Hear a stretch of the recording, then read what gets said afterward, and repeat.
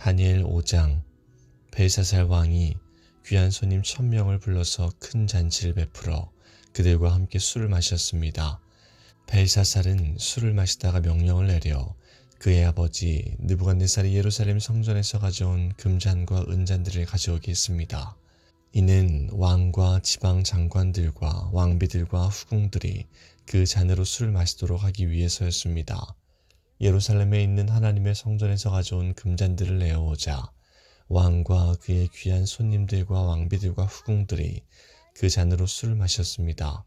그들은 술을 마시면서 금과 은과 노쇠와 쇠와 나무와 돌로 만든 신들을 찬양했습니다.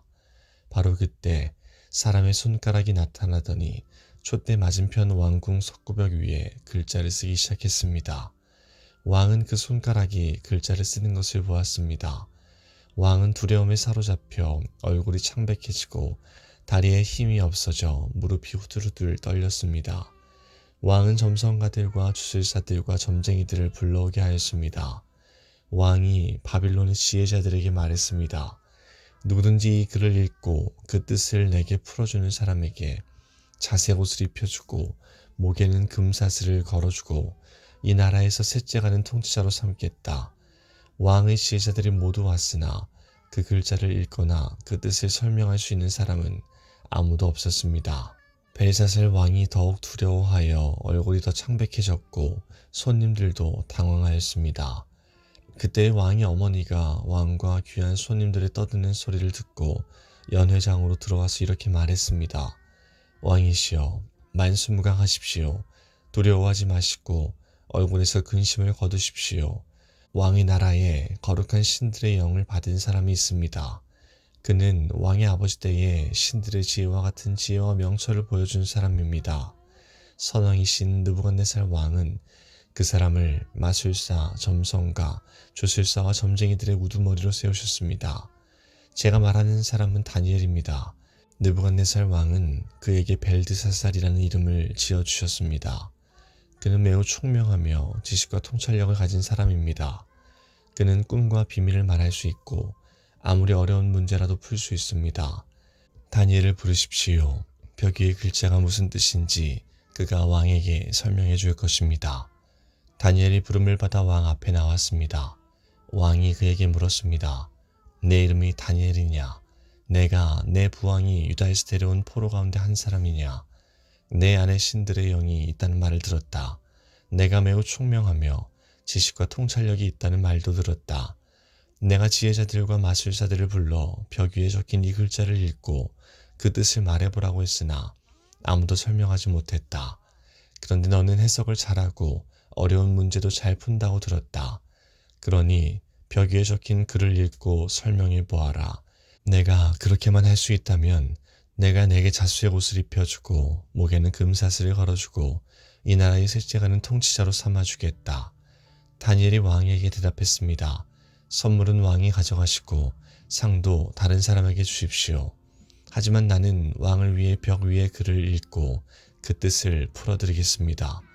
왕이시여, 지극히 높으신 하나님께서 왕의 아버지 느부갓네살을 위대하고 강한 왕으로 만드셨습니다. 하나님께서 그에게 큰 권세를 주셨기 때문에 백성들과 나라들과 각기 다른 말을 쓰는 모든 사람이 느부갓네살 왕을 무서워했습니다. 그는 마음대로 사람을 죽이기도 하고 살리기도 했으며 높이기도 하고 낮추기도 했습니다. 하지만 느부갓네살 왕은 너무 높아지고 교만해졌습니다. 그래서 왕의 보좌에서도 쫓겨나고 누리던 영광도 빼앗겼습니다. 느부갓네살 왕은 사람들에게서 쫓겨나 그 마음이 들짐승처럼 되어 들나귀처럼 살며 소처럼 풀을 먹었고 몸은 이슬로 젖었습니다. 그러다가 비로소 지극히 높으신 하나님께서 인간의 나라를 다스리신다는 것과 하나님의 마음에 드는 사람에게 그 나라를 주신다는 것을 알게 되었습니다. 느부갓네살의 자손인 벨사살 왕이시여, 왕께서는 이 모든 일을 알면서도 마음을 낮추지 않으셨습니다. 오히려 하늘의 주를 거스르고 주의 성전에 있던 잔들을 가져오게 하여 귀한 손님들과 왕비들과 후궁들과 함께 그 잔으로 술을 마셨습니다.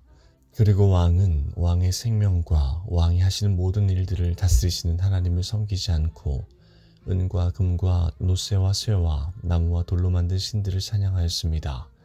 보지도 못하고 듣지도 못하고 아무것도 깨닫지 못하는 그것들은 참신이 아닙니다. 그래서 하나님께서 이 손을 보내셔서 벽에 글자를 쓰게 하신 것입니다. 벽에 적힌 글자는 메네메네 데겔 바르신입니다. 그 뜻은 이렇습니다. 메네는 하나님께서 왕의 나라의 끝날을 정하셨다는 뜻입니다. 데겔은 왕이 저울 위에 달리셨는데 무게가 모자란다는 뜻입니다. 바르신은 왕의 나라가 나뉘었다는 뜻입니다. 왕의 나라는 메데와 페르시아 사람들에게 넘어갈 것입니다. 이에 벨사살이 명령을 내려 다니엘에게 자주색 옷을 입히고 금사슬을 목에 걸어주고 그를 나라의 셋째 가는 통치자로 세웠습니다. 바로 그날 밤에 바빌로니아의 왕 벨사살이 죽임을 당했습니다. 메대 사람 다리오가 새 왕이 되었습니다. 다리오의 나이는 62세였습니다.